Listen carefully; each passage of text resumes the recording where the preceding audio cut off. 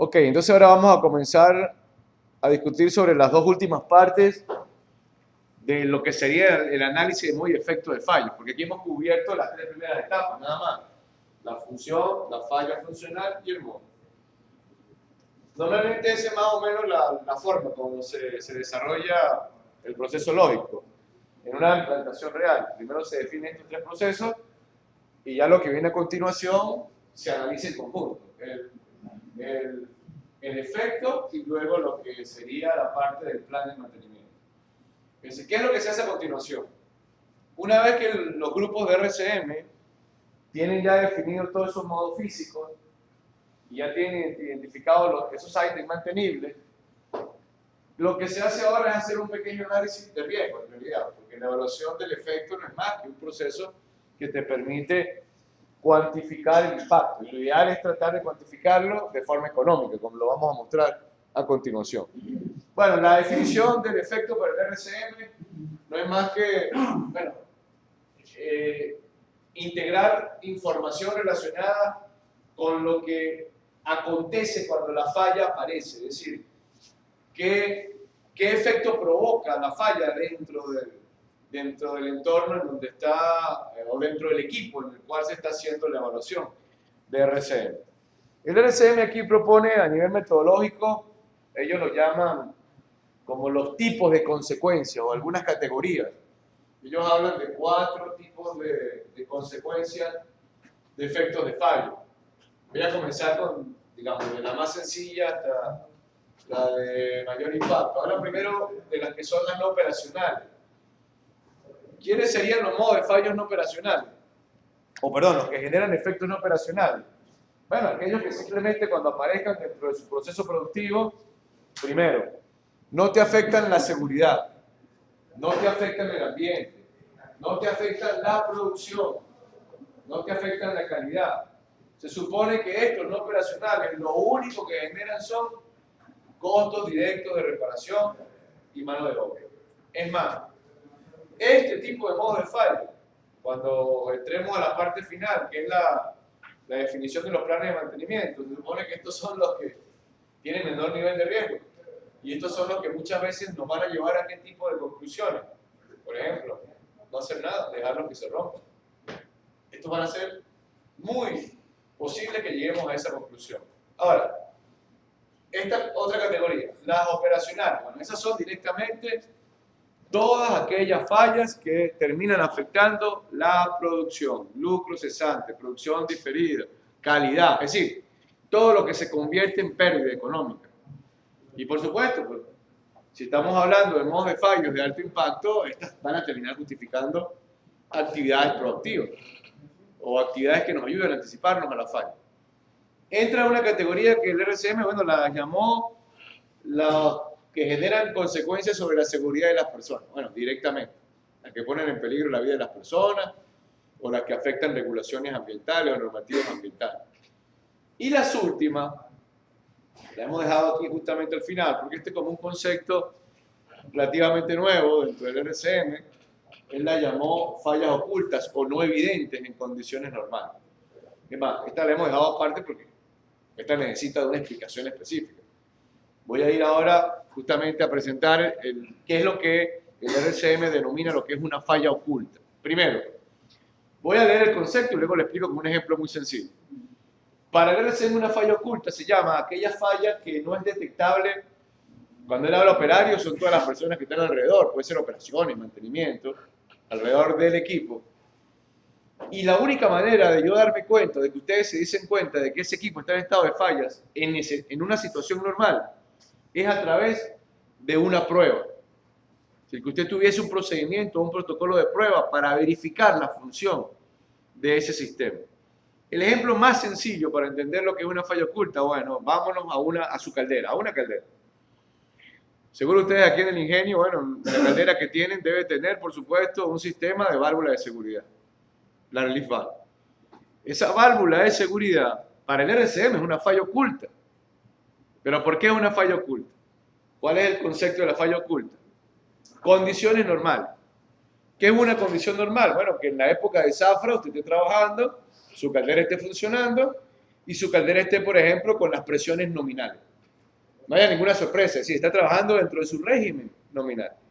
En ese momento, cuando no se ha generado ninguna condición de sobrepresión, ¿cómo me puedo ya dar yo cuenta que la válvula de alivio que está puesta allí, no para que trabaje en ese momento, sino para que trabaje cuando se genere la sobrepresión? Pero ¿cómo me doy cuenta yo en ese momento que esa válvula de alivio está disponible para cumplir su función? ¿Qué tendrían que hacer ustedes para poder verificar?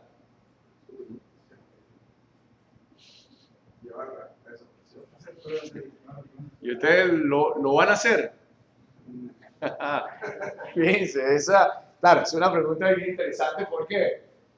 Porque se supone que tú tendrías que tener un protocolo de prueba. Pero ese protocolo de prueba, claro, para una válvula, normalmente, bueno, ahí depende un poco también de los tipos de calderas. Las calderas de última generación ya vienen con sistema de bypass incluido, y además, ya puedes hacer la prueba en línea. Pero esas son calderas nuevas. Las calderas viejitas, eso no lo tienen. Si las calderas viejitas, ¿qué tienes que hacer con una caldera de hace muchos años atrás? Hacer la prueba, la puedes hacer, pero ¿dónde haces esa prueba? Tienes que detener la caldera. Se supone que eso se hacía o se hace cuando se hace el overhaul de la caldera. Entonces tú bajas la válvula y normalmente ¿qué haces tú? La llevas a un banco de pruebas, a un taller certificado. En ese banco de pruebas, ahí se simulan condiciones reales y se lleva a un nivel de presión real y ella actúa. Claro, se supone que ese taller que hace esa prueba tiene que tener una estampa de certificación, y luego que lo hace, te da esa estampa y supuestamente luego tú la traes y la instalas. Claro, pero vuelvo a insistir, eso es una prueba que tú la haces para justamente verificar si ella está disponible o no. Pero mientras tú no hagas esa prueba, no nos podemos dar cuenta. Es decir, nosotros sabemos que esa válvula está allí. Mientras la caldera está trabajando normalmente, asumimos que ella debería funcionar. Entonces, ¿quiénes entran en ese escenario? Además de la válvula de seguridad, ¿qué otro tipo de dispositivos son fallas ocultas en su sistema? Bajo esta descripción. Ejemplo de su sistema. ¿Qué otras cosas creen ustedes que pueden ser fallas ocultas? Protecciones eléctricas. Todas las protecciones eléctricas son fallas ocultas. Todas las alarmas, si tú las analizas, la alarma es una falla oculta. ¿Por qué? Porque mientras no ocurra nada, mientras no se requiera, bueno, puede ser una alarma lumínica o una alarma en una pantalla, yo no me puedo dar cuenta si eso va a funcionar o no, si esa alarma va a actuar. Todos los sistemas de shutdown, todos los sistemas de paro, todos los sistemas redundantes, la bomba de respaldo. La bomba de respaldo es una falla oculta, porque ella está allí ¿para qué? Para proteger, pero no protege la seguridad, lo que protege es la producción. Los fusibles, las baterías de los UPS, esa es la típica falla oculta. Y ahora, ¿qué ocurre con algunas fallas ocultas? Que algunas las vamos a poder probar. Otras hay pruebas parciales o incompletas. Pero hay unas que no se pueden probar. El fusible. El fusible es una falla oculta. ¿Cómo pruebas un fusible? El fusible viene para romperse. En algunas calderas, bueno, no sé si ustedes tienen estos dispositivos, lo que se llaman discos de ruptura. Un disco de ruptura que es un sistema de seguridad que está hecho en un fuelle que se rompe cuando se genera la sobrepresión. ¿Cómo pruebas un disco de ruptura? Está hecho para romperse, no lo puedes probar. En los automóviles hay una falla oculta, interesante, que no se puede probar. ¿Cuál es? La bolsa de aire, el airbag. El airbag es una falla oculta, él está ahí para actuar ¿cuándo? Cuando se genera una condición de contingencia, un accidente. Bueno, ¿y quién prueba un airbag?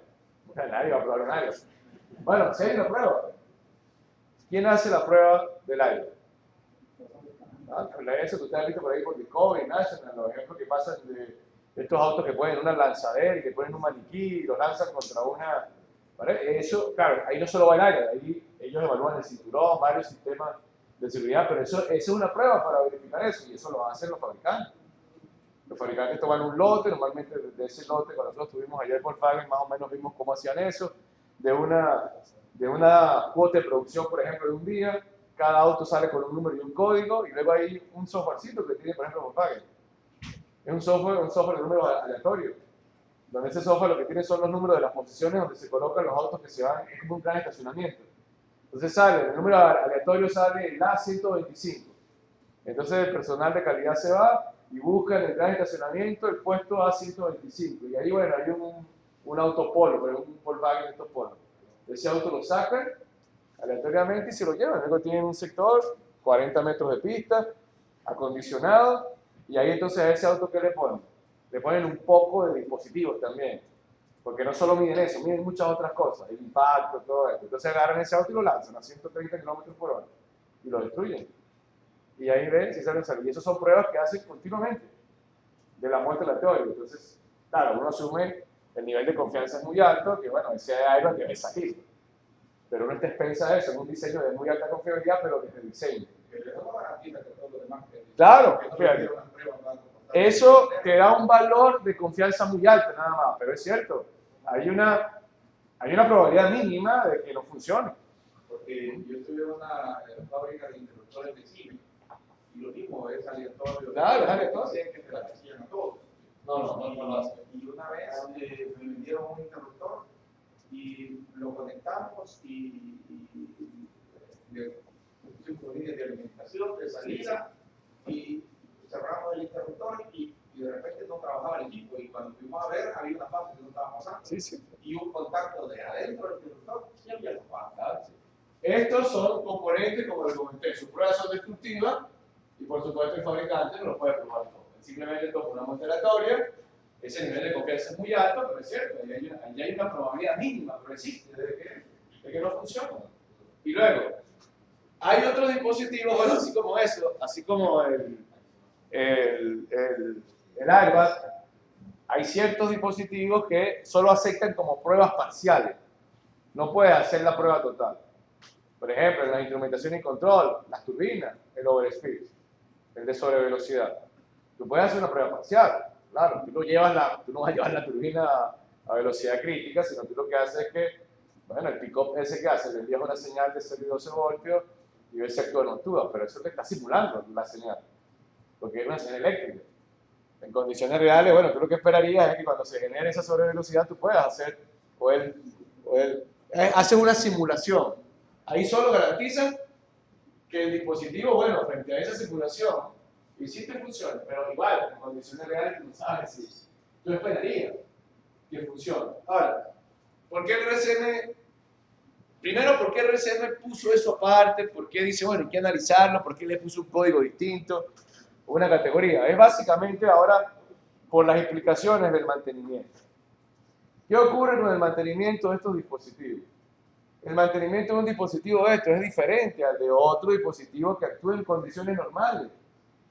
Por ejemplo, tú puedes tener dos válvulas, más o menos con el mismo principio de actuación, pero una está modulando continuamente, una no es una válvula de alivio, sino una válvula de control, y la otra es una válvula de alivio, de seguridad. Mecánicamente pueden ser bastante parecidas, pero el mantenimiento no puede ser el mismo. ¿Por qué?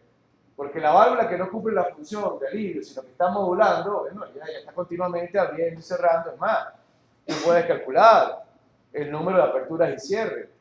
¿Y con eso qué vas a calcular? El desgaste. Entonces, hay muchos fabricantes que, por ejemplo, para ese tipo de válvulas te dicen, si usted contabiliza el número de aperturas y cierres, tantas aperturas y cierres usted tiene que parar eso y cambiarlo, porque va a tener probablemente un pase. Entonces, ese mantenimiento allí es fácil de predecir. ¿Por qué? Porque hay un patrón de deterioro que tú lo puedes calcular. Pero imagínense, la válvula de la caldera. ¿Cada cuántas veces se va a activar esa válvula? Bueno, uno lo que esperaría es que nunca la utilicemos en condiciones reales. Y bueno, y si llega a ocurrir ese evento, se supone que es un evento esporádico. Ese evento no ocurre todos los días. Entonces tú lo que tienes que ahora es determinar, más que un plan de mantenimiento para esa válvula de alivio, lo que tienes que determinar es que hay un plan de pruebas. Cada cuánto tiempo yo tengo que ir a verificar que la válvula de alivio está disponible. Entonces ahí lo que se estima más que todo es un periodo mínimo de pruebas. Ahorita más adelante, cuando veamos la parte de la estrategia de mantenimiento, hasta para eso hay una ecuación matemática que se puede utilizar. Pero entonces el RCM las puso como aparte, pensando en esto, en que la lógica de mantenimiento es distinta. Entonces no la puedes evaluar de la misma manera. Y lo otro, también porque él la colocó aparte, por el término de riesgo. ¿Cuáles son normalmente las consecuencias que hay detrás de una falla oculta? Y sobre todo de una falla oculta que tenga que ver con dispositivos de protección, como la válvula de la caldera. ¿Qué pasaría si esa válvula, cuando la requiera, en condiciones reales, no actúa? ¿Cuál es la consecuencia que puede haber en una planta industrial cuando esa válvula no funciona? Esa es la que puede generar la explosión, pérdida de vidas humanas. Normalmente las consecuencias son críticas. Entonces el RCM también las colocó aparte. ¿Por qué? Bueno, porque es como generar un poco de conciencia con esos dispositivos. Y como normalmente ellos no están participando en el día a día, a veces ¿qué ocurre? Tenemos un exceso de confianza con respecto a esos dispositivos y creemos que nunca los vamos a necesitar. No, porque han pasado 10 años y la válvula nunca la hemos necesitado. Entonces nos comenzamos a olvidar de esos dispositivos y, por ejemplo, nos olvidamos del protocolo de prueba. No vayamos a probarla. Hicimos el overhaul, no hay problema, eso no se necesita. Y bueno, pasan 15, 20 años y probablemente en el año 20 la necesitan. Y cuando entonces necesita que ella actúe, está trabada. Y cuando está trabada, la revisa, bueno, está trabada porque hace 10 años nadie le hace nada, ni siquiera se ha desmontado ni nada. Entonces, por supuesto, ahí el peligro potencial se convierte en ¿qué? En pérdida de vidas humanas. Ya no es un potencial, ya es una afectación real. Entonces, desde el punto de vista de administración del riesgo, para el RCM, estos dispositivos pasan a ser críticos. Y tú tienes que justificarle por lo menos un plan de pruebas. Y como recomendación, ya esto es genérico, si usted tiene dispositivos de protección que más o menos tienen esa característica, oye, como mínimo, una vez al año, usted debería garantizar un protocolo de prueba para verificar su desempeño. Y digo una vez al año, simplemente como recomendación genérica, porque ya luego matemáticamente eso se puede calcular. Ahorita en la tarde vamos a ver un modelito bien sencillo que te permite calcular esa parte del punto óptimo mínimo para hacer frecuencias de inspección para este tipo de dispositivos. Y lo otro, estos son eventos de fallos que siempre son eventos múltiples. Digamos, siempre van acompañados, como mínimo son 2 eventos. Para que la válvula de alivio falle, primero tiene que haberse generado una condición que genere la sobrepresión. Esa es la primera falla. Para que la bomba de respaldo no funcione, bueno, tiene que haber fallado primero la principal. Para que el fusible no actúe, bueno, se tiene que haber generado. Claro. Para que... bueno, estos sistemitas, por aquí deben haber, bueno, no los veo, pero estos sistemas por ahí de detectores de humo, bueno, está escondido por ahí, está oculto, está bien oculto.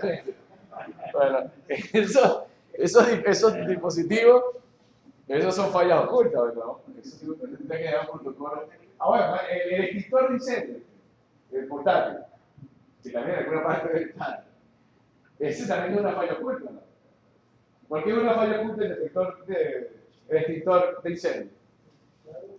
Él está allí en condiciones normales. Una condición normal es ahorita, por ejemplo. ¿Cómo sabemos nosotros que él está disponible para actuar? Pero eso no garantiza. Es decir, no, que le hicimos una prueba hace 6 meses, ¿no? Y que está ahí el distribuidor autorizado, ¿no? Esa prueba demostró que hace 3 meses funcionó. Pero eso no significa que cuando tú lo vayas a utilizar funcione. Claro. Si tú periódicamente estás haciendo esas pruebas, ahora eso te da más seguridad de que nunca lo hayas hecho, ¿no? Que el extintor tiene 10 años allí y nunca lo hemos probado y tú asumes que va a arrancar. Bueno, lo más probable es que eso no funcione, porque van a haber otros problemas que se han creado durante esos 10 años porque ese dispositivo no se utilizó. En los automóviles hay, además del aero que ya comentaron, hay otro modo de fallo oculto que es mucho más sencillo y que no se le presta atención. La llanta de repuesto. Esa es la... ¿Y por qué la llanta de repuesto es una falla oculta? Porque ella es un respaldo de las 4 llantas. Y ahora, ¿cuál debería ser la prueba mínima que tú deberías hacer a esas llantas?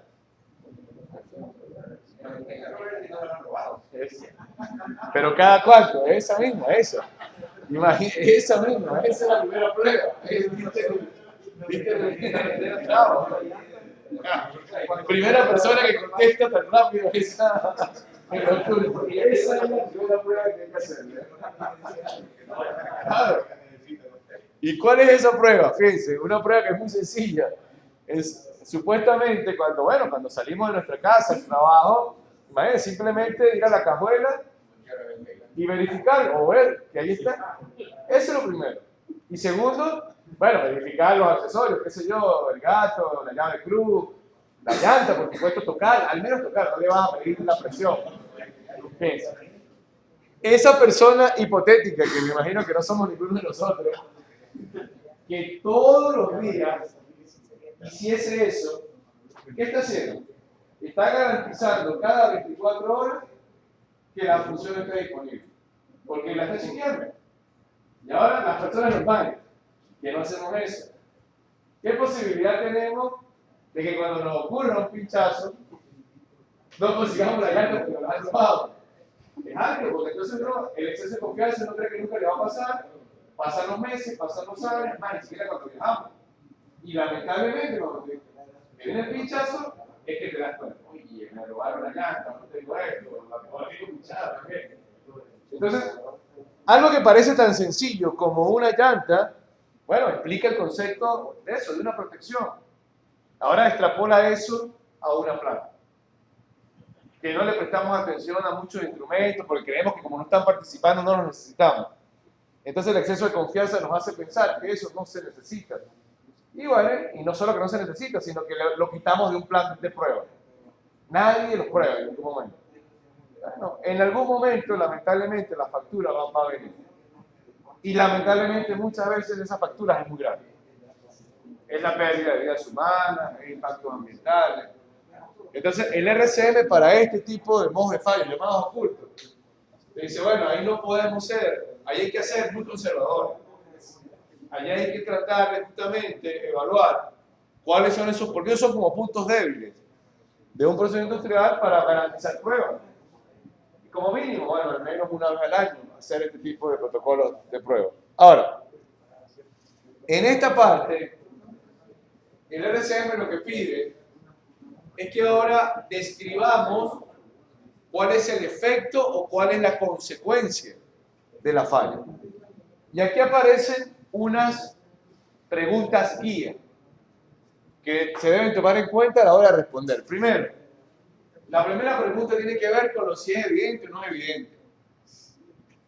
Si aquí colocamos que no es evidente, porque estamos asumiendo que es una falla oculta.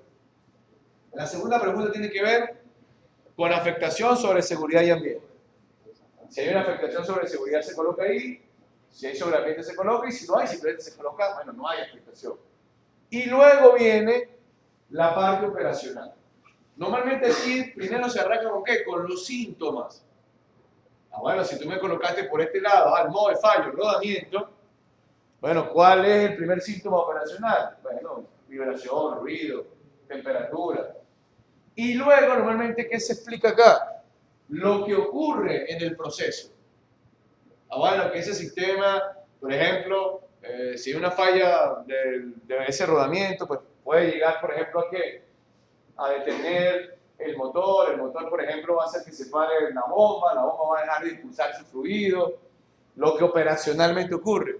Si hay afectación a aguas arriba, aguas abajo, si afecta la calidad del producto, si hay servicio al cliente afectado, si hay daños propios al equipo o a componentes que están alrededor, y se cierra especificando esos daños si los hubo, y se cierra explicando lo que debemos hacer para reparar la falla.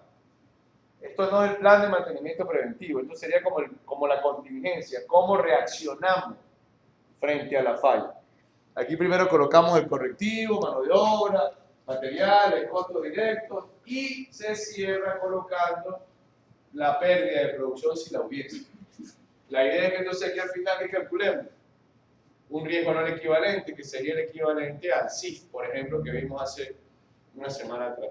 El coste por indisponibilidad por falla. Y aquí yo hago un paréntesis. Esta, para el proceso de RCM, nosotros consideramos que es la parte más importante. Porque es lo que me va a permitir traducir en valor económico la pérdida. Y sobre todo, ¿para qué va a servir eso al final? Esto es lo que se va a tomar como criterio ¿para qué? Para optimizar la estrategia de mantenimiento.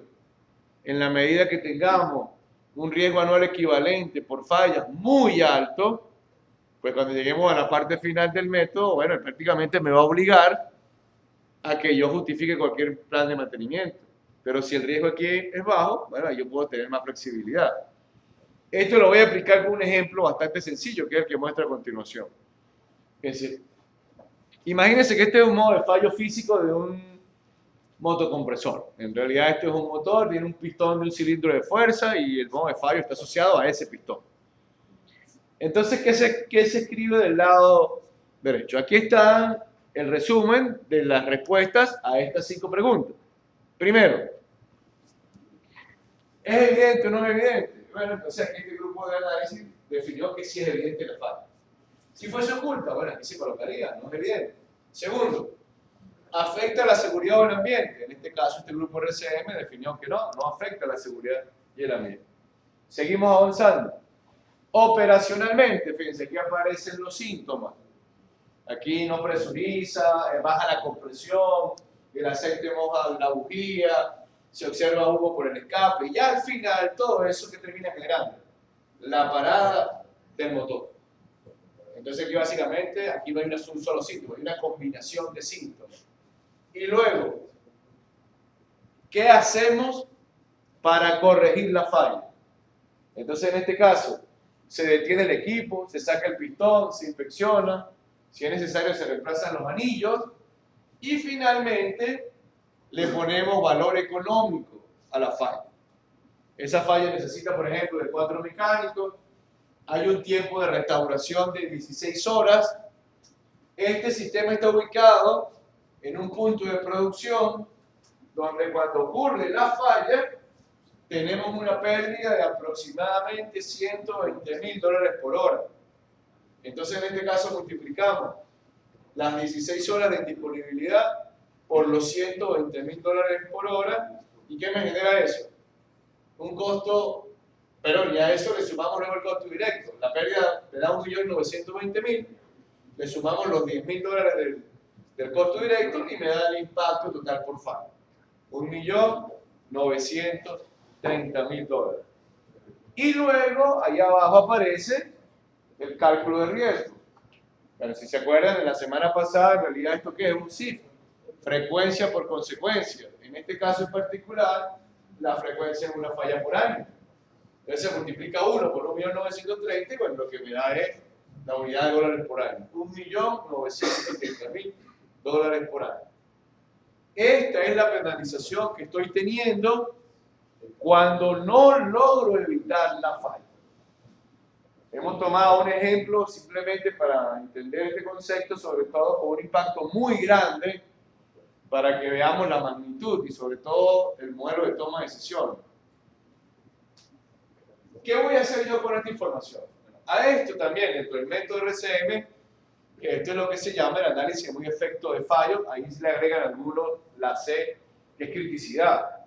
Nosotros aquí estamos evaluando la criticidad de cada modo de fallo, pero ¿cómo lo estamos evaluando? En valor económico. Porque esto se puede sustituir. Bueno, si yo no tengo estos datos a este nivel de detalle, yo puedo cambiar esto ¿por qué? Por una matriz. Es como agarrar la misma matriz que utilizaron ustedes el día de ayer, pero en vez de poner a competir los equipos, ponemos a competir los modos de fallo del equipo. Y en vez de entonces poner allí valores económicos, lo que colocamos son códigos y lo que va a hacer al final es una posición. Un modo de fallo crítico, un semicrítico, un no crítico. Se supone que este sería en teoría un crítico. Ahora, ¿cuándo utilizan esa alternativa? Si ustedes no tienen datos económicos, si les cuesta mucho conseguir la información de frecuencia de fallo, claro, entonces puede ser muy complicado llegar a este nivel de detalle. Entonces allí, bueno, pudiesen ustedes utilizar una matriz, que es cualitativa. Pero nosotros insistimos acá, tratar de hacer el esfuerzo, llegar hasta acá. Porque a la hora de optimizar, es muy diferente el criterio cuantitativo como este al cualitativo, que es el que te entrega la matriz. Imagínense ustedes, supongamos que aquí yo puedo justificar, o teóricamente, para evitar esta falla, se necesita introducir un mantenimiento preventivo. Por ejemplo, que tiene un costo, cuando lo convertimos en presupuesto anual, meter ese preventivo allí me cuesta, por ejemplo, $50.000 al año. Entonces imagínense ustedes que no hemos hecho el cálculo cuantitativo, sino lo que tenemos es un código. No, ese modo de fallo quedó en la zona crítica. Entonces usted se va a la gerencia y le dice, mire, yo necesito que usted me dé $50,000 para un plan de mantenimiento preventivo que me va a ayudar a sacar un equipo o un componente de la zona crítica a la zona no crítica. Porque eso es lo que le vas a poder decir si no lo cuantifica. Entonces imagínense ahora ese gerente. Bueno, ese gerente primero tiene que saber lo que es la matriz, saber lo que hay detrás de la matriz y no solo eso, imaginarse. Y él va a preguntar, ¿y cuánto representa eso en ahorro? No se lo vas a poder decir. Lo que le estás dando es una promesa cualitativa. Yo te prometo que vamos a bajar el nivel de riesgo. Pero ¿y eso cuánto es en ahorro? Con el modelo cualitativo, con los FMK tradicionales, con un NPR, por ejemplo, que es otro método también de análisis de criticidad, eso no te permite tomar, sí, no te da sensibilidad económica. Entonces, si tú haces este cálculo, ahora es distinto. Porque ahora tú le vas a llegar a la gerencia y ¿qué le vas a decir? Necesito que me des $50,000 para meter un plan de mantenimiento que me va a ayudar a evitar una falla que cuesta ¿cuánto? $1,930,000. Claro, y ahí el orden de magnitud es distinto. Y luego, bueno, viene otra discusión. Porque la gente te va a decir, ¿en qué nivel de asertividad tiene esa técnica? Bueno, entonces imagínense que estamos aquí justificando un predictivo, una herramienta. Entonces, bueno, hicimos el trabajo. Oye, la técnica que vamos a contratar, el servicio de medición que nos van a tomar allí, primero, la precisión de la medición es muy alta. Y esa técnica tiene un nivel de asertividad del 97%. Claro, ¿qué está diciendo eso? Que de 10 veces usted más o menos aplique esa herramienta. Bueno, 9 veces usted va a poder evitar la falla porque es su nivel de asertividad. Y muy pocas veces no vas a pegar la decisión. Claro, entonces usted lo que le está diciendo es a la gerencia, si usted me da $50,000, bueno, hay un muy alto porcentaje de que el próximo año yo le elimine esa pérdida. Invirtiendo $50,000, sí, bueno, pudiese sacar de forma muy sencilla, bueno, el ahorro, yo 930 menos 50,000, porque eso es lo que voy a invertir. Entonces ya se te hace más sencillo también justificar la técnica predictiva. Pero no es solo eso. Claro, yo aquí me fui a un escenario de mucho impacto para entender simplemente el concepto. Pero acuérdense, este cálculo que hacemos acá, yo lo estoy colocando para un modo de fallo. Pero este cálculo hay que hacérselo ¿para quién? A todos. Entonces, bueno, a veces se comienza a complicar esto. Tiene 200 modos de fallo. Bueno, hay que hacerlo 200 veces. ¿Y por qué hay que hacerlo 200 veces? Porque cada falla tiene una frecuencia distinta, cada falla tiene un tiempo medio de reparación distinto y cada falla puede generar penalizaciones diferentes. Claro, luego que haces todo esto, de repente algunas quedan en los mismos rangos, pero otras son totalmente distintas. Entonces tú tienes que justificar un plan de mantenimiento que se adapte a las características de cada modo de falla. Me fui hacia el extremo donde supuestamente la pérdida es muy alta. Pero bueno, imagínense ustedes, como les comentaba, resulta que ahora yo no tengo un solo modo de fallo. En mi RCM hemos hecho varios modos de fallo. Entonces, por ejemplo, yo voy a colocar acá, bueno, códigos de letras. Por ejemplo, el X es ese, que está allí, $1,930,000. Pero tengo otros. Tengo el A, tengo el B, el S, el B, y así vamos. Imagínense que estos son los 200 modos de fallo. Entonces aquí arriba tengo ese, el de $1,930,000 al año. Pero sigo bajando. Bueno, el A, por ejemplo, y ya yo los voy a colocar ordenados, de mayor a menor. Este me cuesta, por ejemplo, $900,000 al año. Y así vamos. Y el último que está abajo, por ejemplo, tiene un costo anualizado de $4,500 al año. Claro, ¿qué pudo haber ocurrido en este último, que está en el ranking más bajo? Bueno, cuando hicimos todo este cálculo, imagínense que ese que yo coloqué ya, que dice 4.500. Por ejemplo, lo primero que aquí aparece es, esto es cero. No hay pérdida de producción. Ese equipo está ubicado en un sector donde al fallar ese componente no pierdo el proceso. Y bueno, y entonces aquí lo único que hay son costos directos. Y el costo directo es ese valor, $4.500. Entonces, claro, todos pertenecen a un equipo, pero hay modos de fallo que inhabilitan la función completa y hay otros que no. Y esto también es interesante, ¿por qué? Porque a veces cometemos el error de asumir que los modos de fallo heredan la criticidad del equipo padre, y eso no es cierto. Usted puede tener un equipo, por ejemplo, aquí el equipo es el motor crítico, pero no todos los componentes de ese motor son críticos, porque no todas las fallas de ese motor generan la pérdida total. De repente hay componentes que en realidad sí te inhabilitan todo el motor, pero hay otras fallas que ocurren y usted puede seguir trabajando. El motor tiene que bajar carga o se minimiza, pero no pierde la función. Entonces, cuando ya estamos haciendo este análisis individual, bueno, esto es un traje a la medida. Entonces, ya después que tengo toda esta lista de modos de fallo, normalmente, ¿qué es lo que se hace en esta parte del RCM? Se ordenan de mayor a menor. ¿Y qué se hace? Como todo esto está calculado aquí en una anualidad equivalente, pues ¿qué se hace al final? Se hace el sumatorio de todos los modos de fallo. Entonces aquí al final va a quedar un valor. Por ejemplo, supongamos que queda $4 millones al año. Es como el conjunto de pérdidas anuales de todos los modos de fallo de ese gran motor. ¿Qué hacemos ahora? Lo ordenamos de mayor a menor y aplicamos el principio Pareto. Entonces imagínense ustedes que de todos estos modos de fallo, bueno, el RCM me generó 100 modos de fallo. Pero ordenados de mayor a menor, los primeros 10, por simplificar, son los que generan el 80% de esa pérdida de $4 millones. Claro, ¿qué es lo que voy a hacer ahora yo con eso?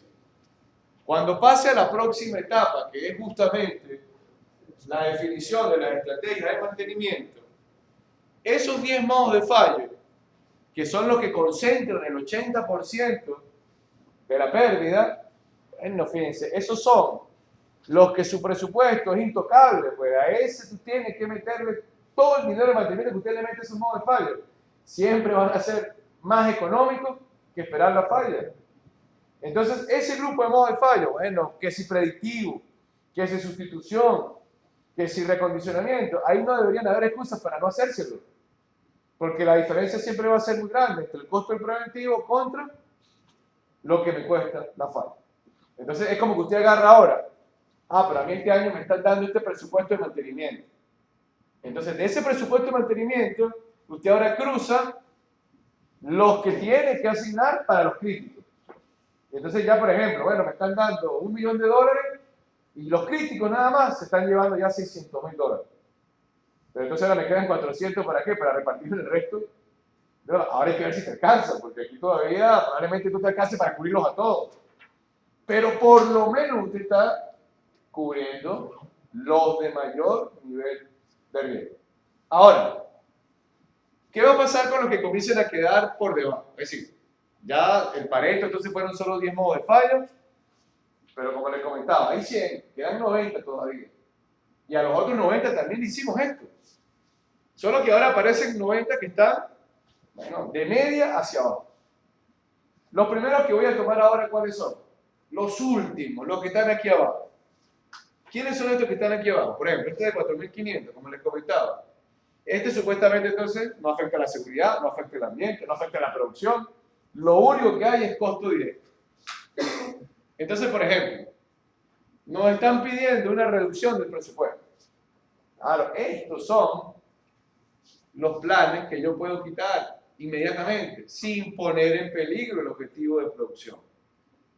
Entonces, imagínense ustedes que previo a hacer el RCM, bueno, yo a este le venía haciendo un plan. Claro, yo no había calculado el riesgo. ¿Y qué plan le venía haciendo a este? El que me recomendaba el fabricante. ¿No? Que una vez al año reemplácelo, revíselo. Entonces ahora cuando me doy cuenta que el riesgo es mínimo, y entonces, bueno, por ejemplo, el plan preventivo, supongamos que me cuesta un poquito menos, $3.500. Entonces, bueno, vale la pena hacer un preventivo, sí, pero si no le hacemos nada, lo vamos a afectar el negocio y el costo es prácticamente el mismo. Entonces, ¿qué voy a hacer con esto? Estos son los que comienzo a ¿qué? A quitar del programa. Y luego, bueno, ¿qué calculo? Supongamos que de aquí en la parte de abajo salen 12 modos de fallo. De los 90 que nos quedaban, salen 12 modos de fallo que yo puedo asumir el riesgo de quitarlos del presupuesto. Entonces, ¿qué calculo yo ahora? Bueno, lo que le metía antes en mi presupuesto anual y bueno, ¿cuál es el porcentaje? Entonces, imagínense que esta parte aquí abajo, quitando todos estos planes ahora, porcentualmente representan 4 puntos del presupuesto de mantenimiento. Es decir, yo me puedo quitar 4% de ese presupuesto sin poner en peligro el riesgo de la instalación. Pero ahora todavía queda un grupo de modos de fallo, los que están en el medio, los semicríticos, que no son los peores, como los de arriba, pero tampoco son estos. Por ejemplo, ¿quiénes pueden estar aquí en el medio? Un modo de fallo que cuando hacemos esta evaluación aparece, por ejemplo, acá. El equipo no se detiene completamente. Por ejemplo, ¿cuál es su efecto? Que tenemos que bajar la carga, que tenemos que bajar la velocidad. Entonces, en vez de producir las 100 toneladas por hora, no, ahora solo va a producir 30 toneladas.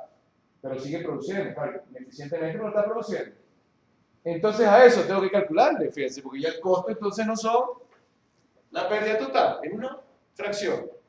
Y entonces esos modos de fallo que, por ejemplo, no me dan 1 millón, pero tampoco me dan 4.000, me dan, por ejemplo, 70.000, 80.000. Y claro, ahora la pregunta es, ¿qué vamos a hacer con ello? Entonces, fíjense, allí es como que en el medio, es como que yo monto un segundo pared. Igual, de mayor a menor, y me voy a lo que están abajo, primero.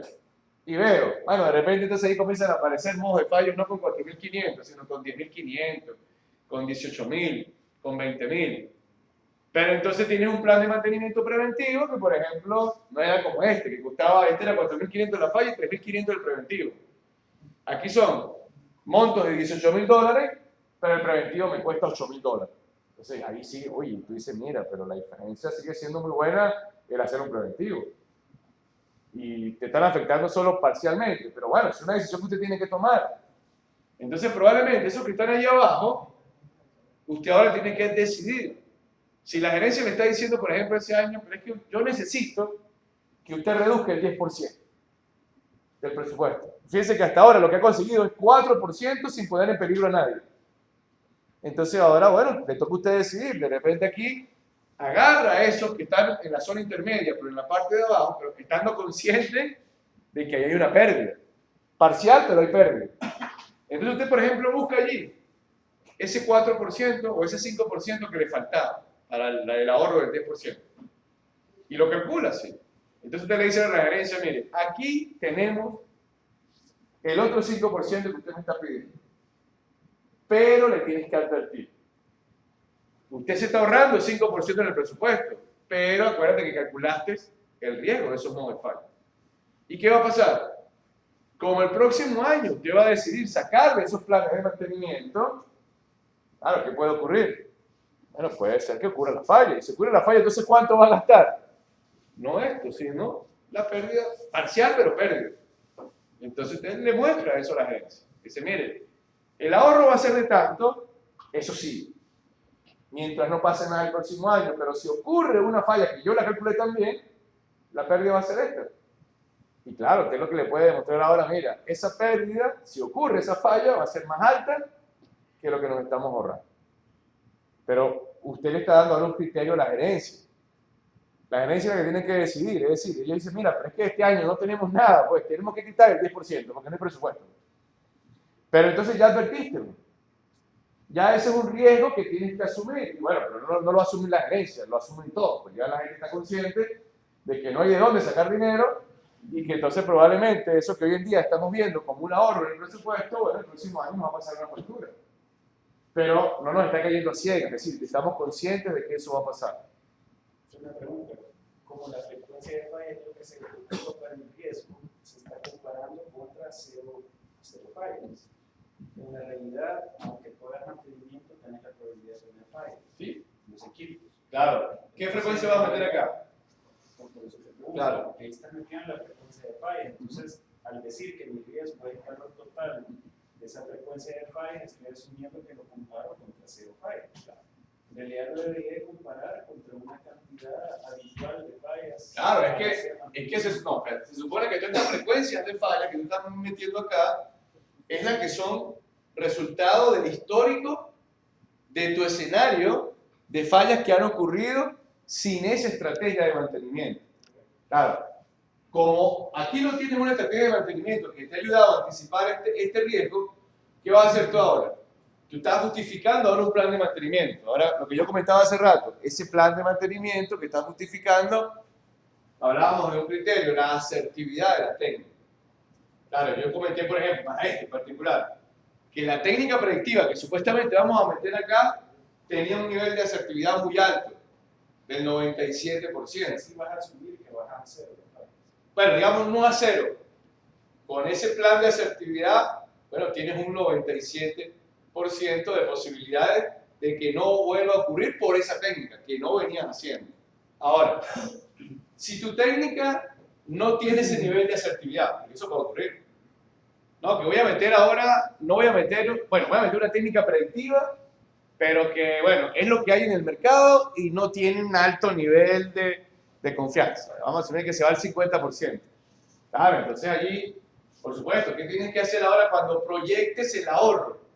El ahorro no lo puedes hacer sobre cero fallas. El ahorro lo vas a proyectar sobre qué?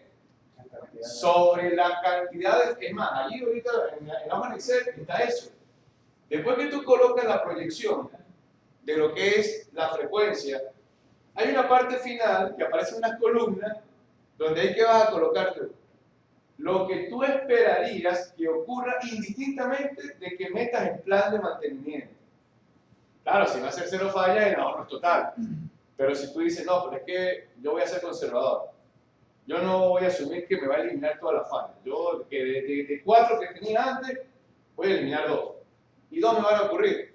Claro, yo voy a ver entonces ahora si me da saldo positivo. Si me da saldo positivo, bueno, vale la pena hacerlo. Pero si me da saldo negativo, entonces yo tengo que buscar una herramienta que sea de mayor efectividad. Porque si no, estoy asumiendo el riesgo que la solución termine siendo también ineficiente. ¿Sí? Eso es interesante justamente porque entonces el RCM te obliga a eso también. Primero te obliga a que tú calcules tu escenario anterior, pero luego también, después que plantees la solución, que es lo que viene después de esto, también te hace que tú te cuestiones, oye, pero ese nuevo plan de mantenimiento en realidad va a ser capaz de eliminar todas las fallas. Entonces usted tiene que colocarlo allí. Y ya luego, bueno, ese es como tu factor de recomendación, que es el que lleva a la gerencia, y bueno, y eso por supuesto el gerente lo va a anotar, porque él va a guardar ese valor para, si te aprueba el recurso, por supuesto, le va a hacer seguimiento a eso. El próximo año lo primero que va a ver es, si después que te dio esos $50,000 para ese plan de mantenimiento, bueno, lo primero que va a verificar es que esta frecuencia por lo menos sea menor que la que tenías anteriormente. Porque si no es así, de una vez te va a decir, oye, ese RCM como que no sirvió.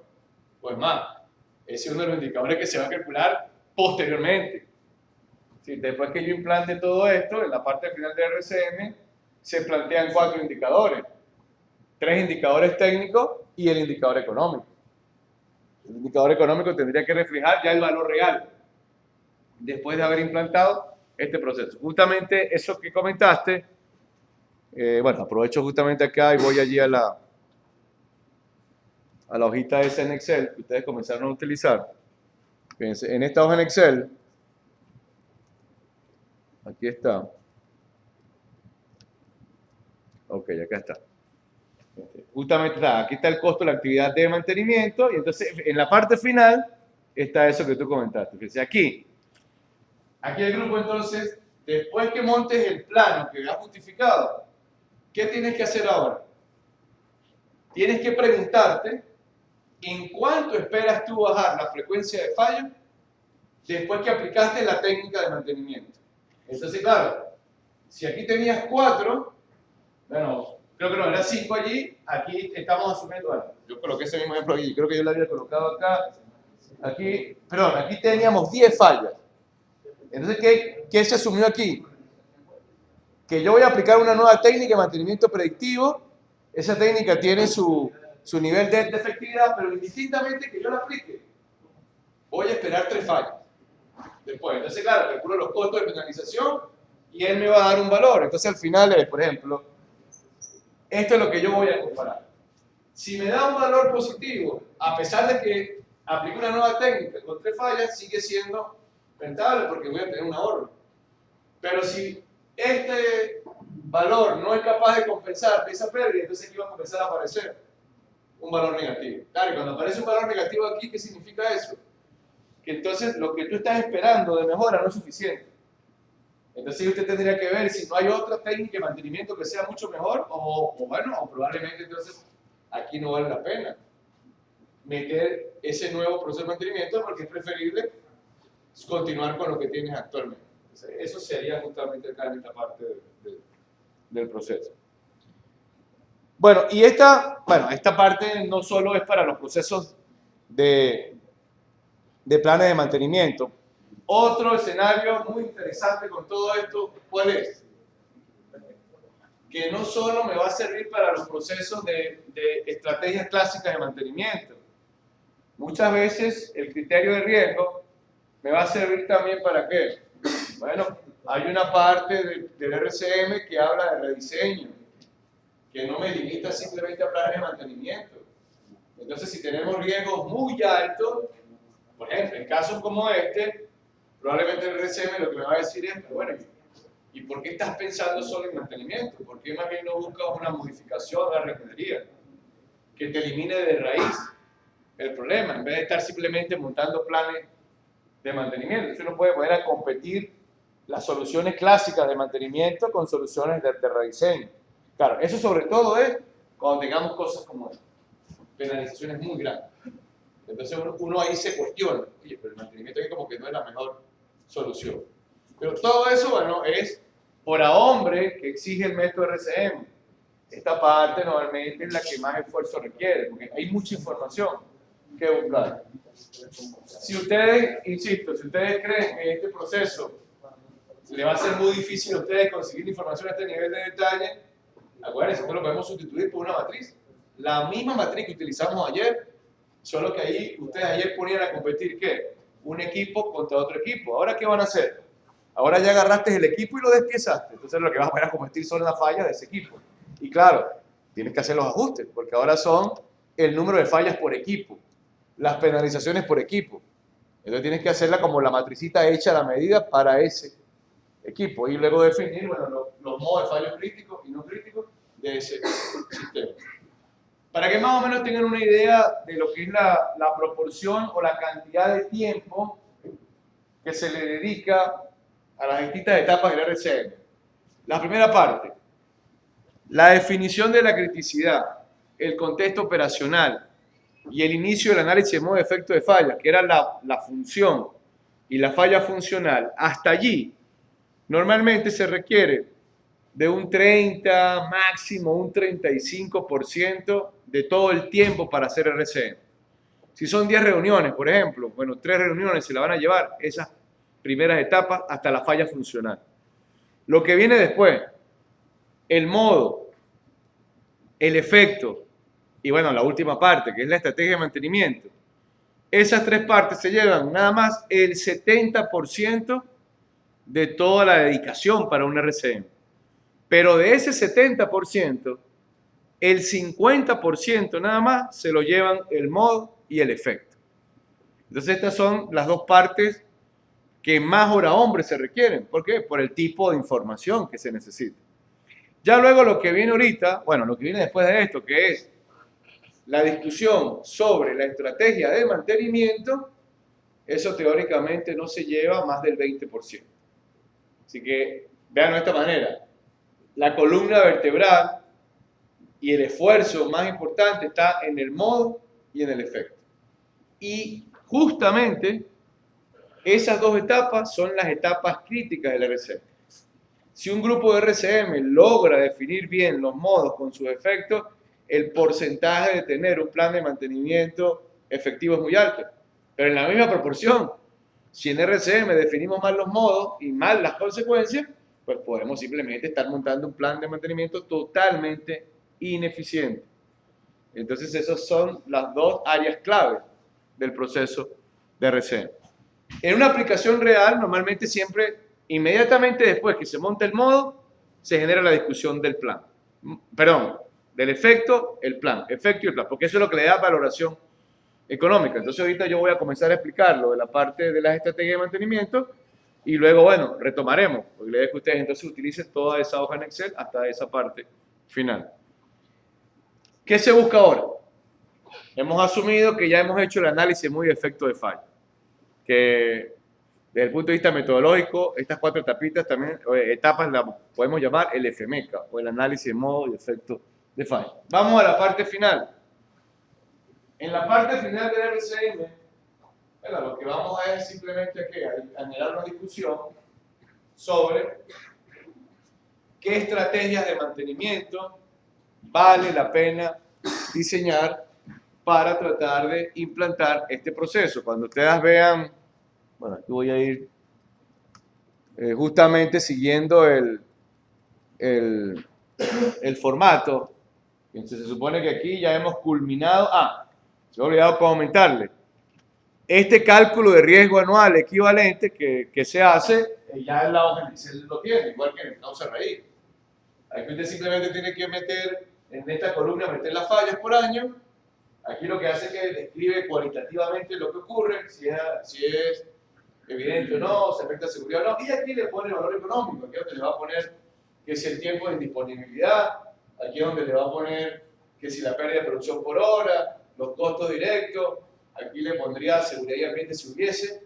Y al meter esos datos, las unidades, lo tienen que meter en fallas por año, la frecuencia. El tiempo para reparar lo tienen que meter en horas por falla. La pérdida de producción, bueno, en dólares por hora. Los costos directos si es la sumatoria, materiales y mano de obra por evento de falla. Si hubiese seguridad, higiene y ambiente o impacto, ahí tendrían que meterlo también como una suma global. Y al meter esos datos, en esta columna te lo traduce ya a unidad de dólares por año, riesgo anualizado. Y bueno, entonces si ustedes van a meter, por supuesto, varios modos de falla, pues la idea es que utilicen esto ¿para qué? Para ordenar de mayor a menor y aplicar lo que comentábamos en principio para esto. Así ya la hoja en Excel te calcula automáticamente el riesgo anual de cada modo de falla. Ok. Bueno, ahora entonces entraremos a discutir sobre